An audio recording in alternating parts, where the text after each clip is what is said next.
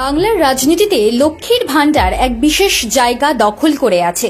এই প্রকল্পে তৃণমূল পরিচালিত রাজ্য সরকার মহিলাদের জন্য কিছু টাকা অনুদান দিয়ে থাকে, আর তাই ফারাক গড়ে দেয় ভোটে। রাজনৈতিক বিশ্লেষকদের মতে সংসারের রাশ বাংলার মহিলাদের হাতে।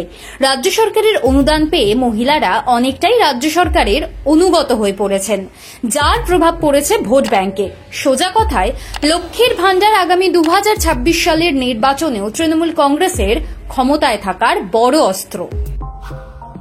কেন্দ্রীয় সরকারের এমন অনেক যোজনা আছে যা মহিলাদের সুযোগ সুবিধা দিয়ে থাকে, কিন্তু পশ্চিমবঙ্গের বিধানসভায় শূন্য হয়ে যাওয়া বামফ্রন্টের সামনে এই মুহূর্তে আর্থিকভাবে মহিলাদের সুযোগ সুবিধা দেওয়ার উপায় নেই। তাহলে কি হাত গুটিয়ে বসে থাকবেন তারা? সম্প্রতি সিপিআইএম যে মেয়েদের ব্রিগেড চালু করেছে তা লক্ষ্মীর ভান্ডারের পাল্টা হিসেবে দেখছে অনেকে। মহিলাদের বামমুখী করার কৌশল বলেই মনে করছে রাজনৈতিক মহল। কি হবে এই মেয়েদের ব্রিগেডে?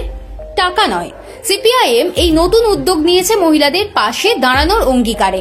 প্রাথমিকভাবে মহিলাদের নিরাপত্তার কথা ঘোষণা করে মেয়েদের ব্রিগেডে সর্বস্তরের মহিলাদের এই উদ্যোগে সামিল হওয়ার ডাক দিয়েছে সিপিআইএম।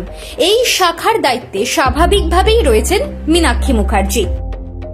তার প্রবল জনপ্রিয়তা কাজও করছে। সারা বাংলা থেকে অসংখ্য মেয়েরা যোগ দিচ্ছেন এই অভিনব ব্রিগেডে। এ এক এমন ব্রিগেড যার জন্য কোথাও জমায়েতের দরকার নেই। এই ব্রিগেডের মধ্যে দিয়ে এক মানববন্ধন গড়ে তোলার প্রয়াস নিয়েছেন মীনাক্ষী। রাত দখলের সময়ই এই আইডিয়া এসেছিল সিপিআইএম এর। তাকেই কার্যকর করতে নেমে পড়েছেন মীনাক্ষী। একথা অস্বীকার করার কোনো জায়গা নেই। অর্থ সংস্থানের মতো সামাজিক নিরাপত্তাও সমানভাবে জরুরি। সে নিরাপত্তা বিভিন্নভাবে হতে পারে তা নিত্য নৈমিত্তিক প্রয়োজনের। টাকা না দিলেও কাজের মাধ্যমে, আর্থিক সংস্থানের মাধ্যমে নারী কল্যাণ করা যায়। এ আওয়াজও উঠবে মেয়েদের ব্রিগেডে। সার্বিক আন্দোলনের বদলে অঞ্চলভিত্তিকভাবে মহিলাদের সমস্যার কথা তুলে ধরা হবে মেয়েদের ব্রিগেডে। সেই দাবিতে যেমন নিরাপত্তার কথা তুলে ধরা হবে, তেমনই থাকবে শিক্ষা ও স্বাস্থ্যের কথাও।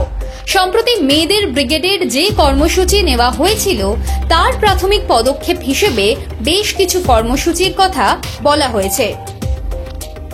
2025 সালের 6 সেপ্টেম্বর সিপিআইএম এর পথ চলা শুরু নিয়ে মেয়েদের ব্রিগেডে সোশ্যাল মিডিয়ায় যা লেখা হয়েছে তা এই রকম। মেয়েদের ব্রিগেড প্রস্তুতি শুরু উত্তরপাড়ায়। আজ ছিল প্রাথমিক কাজ শুরু করার জন্য প্রথম জমায়েত। আইনি সহায়তা কেন্দ্র থেকে শুরু করে কর্মরত মেয়েদের, শিশুদের জন্য ক্রেজ তৈরি করা। কথা হয় নানান বিষয় নিয়ে। উত্তরপাড়ায় মেয়েদের টয়লেট নেই, সেই সব জনবহুল জায়গার ম্যাপিং থেকে হাতে কলমে সেলফ ডিফেন্সের পাঠ। পথ চলা শুরু করলো মেয়েদের ব্রিগেড। লক্ষ্মীর ভান্ডার বা বিজেপি শাসিত কেন্দ্রীয় সরকারের মহিলাদের নিয়ে নানান যোজনাকে কি টক্কর দিতে পারবে মেয়েদের ব্রিগেড? এর প্রতিফলন কি কোনোভাবেই পড়বে 2026 সালে পশ্চিমবঙ্গের বিধানসভা নির্বাচনে? সিপিআইএম এর নেতৃত্বে কি বামফ্রন্ট পারবে শূন্যতা কাটাতে?